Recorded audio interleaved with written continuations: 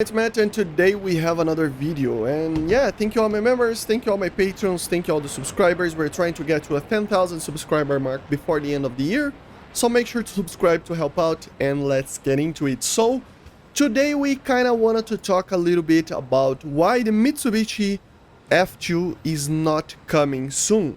It's already denied by SMIN. Obviously the F-2 is not coming right now, but some people really don't know why, or they think it's just an F-16, a normal one. So if other nations are getting the F-16, why the F-2 is not added? And many doubts like that can happen, right? So I wanted to just make a quick video to talk a little bit about the aircraft itself. Not too much, it's not going to be a diving down video, right? But still it's going to be a little bit more in depth, just to take a look between, especially the differences between the F-16 and the F-2. The history behind F-2, it is a very interesting one. I already did a video on a start of a, I did a video on the F-16, but I didn't talk too much about the F-2 there, because it is basically kind of a separated project. It is basically a multi-role fighter, obviously jet fighter, 4th generation. It is manufactured by Mitsubishi Heavy Industries and obviously Lockheed Martin, which is the manufacturer of the F-16, for the Japanese air defense, air self-defense force, right? So yeah, it has kind of a split between 60 and 40. So 60% of the aircraft is built in Japan and 40% is built in the United States. And yeah, it is a modernization kind of in the middle of the 80s, late 80s, with middle of the 90s, you know, kind of situation of technology, to just make a version specifically tailor-made for the Japanese Air Defense Forces, right? So yeah, what is it? So it is based on the F-16C. Initially is already based on that.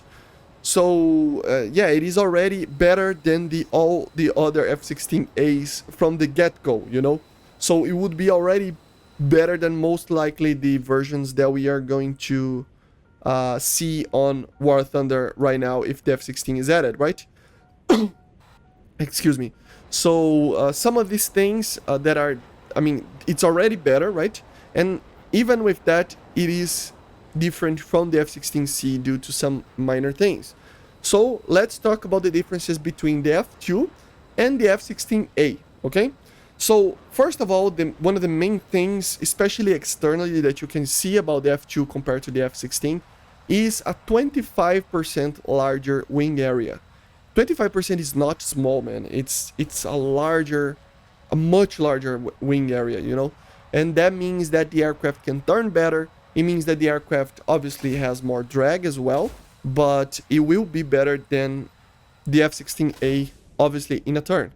So that would be the main difference between externally, right? That you can actually see the difference.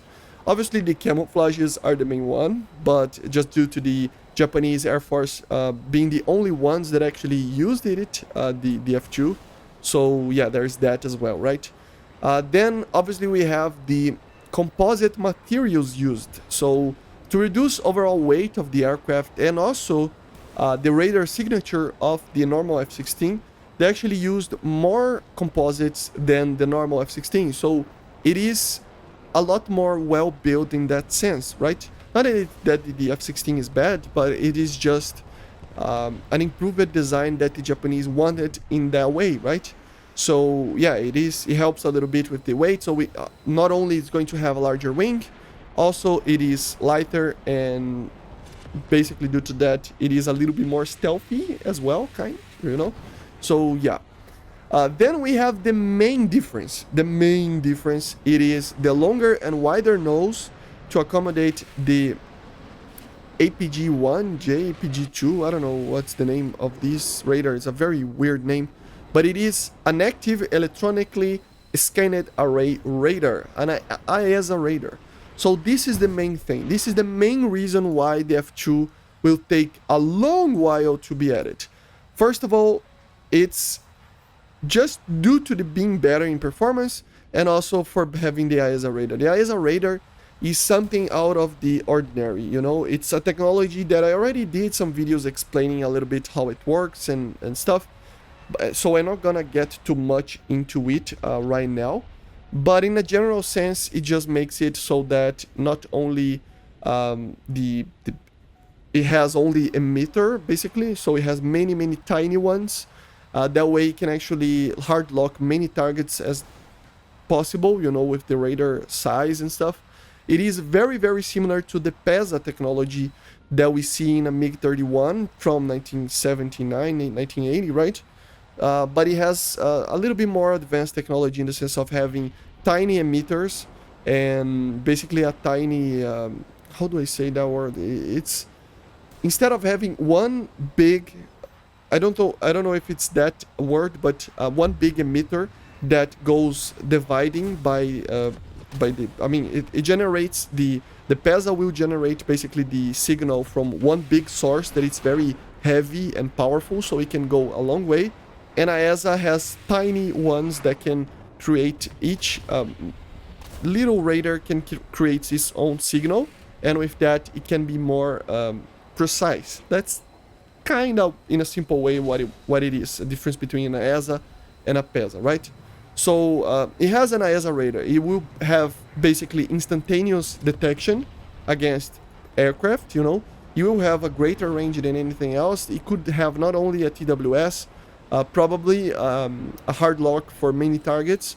That means even Fox 1 missiles for many targets. The J-10, for example, apparently can do that, and MiG-31 and some other aircraft can do that.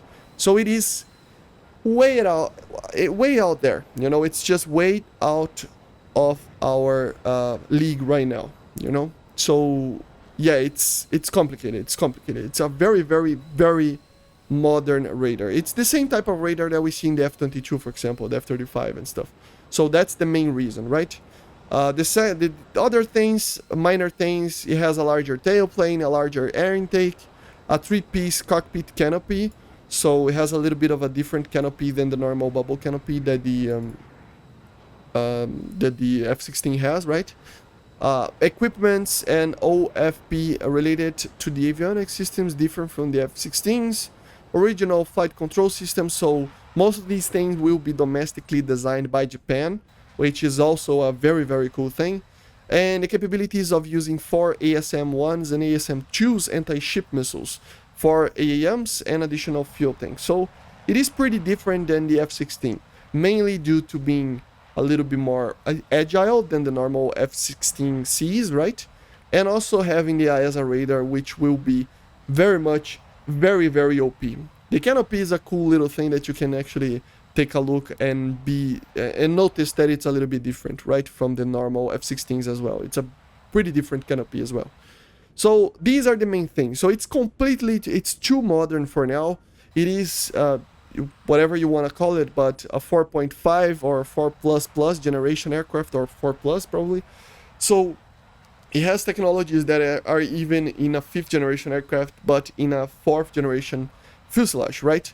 So it is very different in that sense. And it's very cool, but once we get the MiG-29M, maybe the later variants of the F-15, stuff like that, then this thinking can be added. But right now it would be way too OP. You would use way too OP weapon systems as well, like the AM4 and 5. So yeah, it's too OP.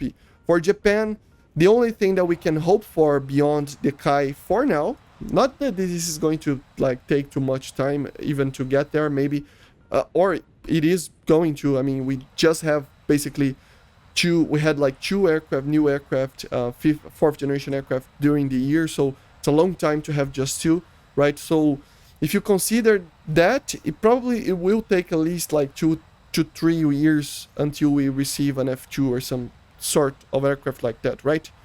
For now, the Japanese Air Force can only receive beyond the JK, as I was saying, the F-15J. It's the only aircraft that can be added, maybe with early weapon systems to not be that OP, or I don't know.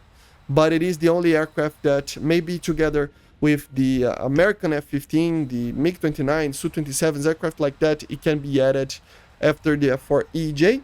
And in a very long time, maybe the F2 can be added under the F1 that it is right now in the tree. But yeah, basically these are the reasons why the Mitsubishi F-2 cannot be added right now, and why we probably will see the F-15J before that, or probably in a long while as well. Probably the EJ Kai is the only thing that we are going to get for Japan for a very long time. Probably just no new missiles or something like that for that. But anyway, this was it, guys. Make sure to subscribe. As I said, we are trying to get to 10,000 subscribers, so subscribe. Thank you all for the 8,000. And let's wrap this video up. So I see you guys on next one, and bye, guys. See you.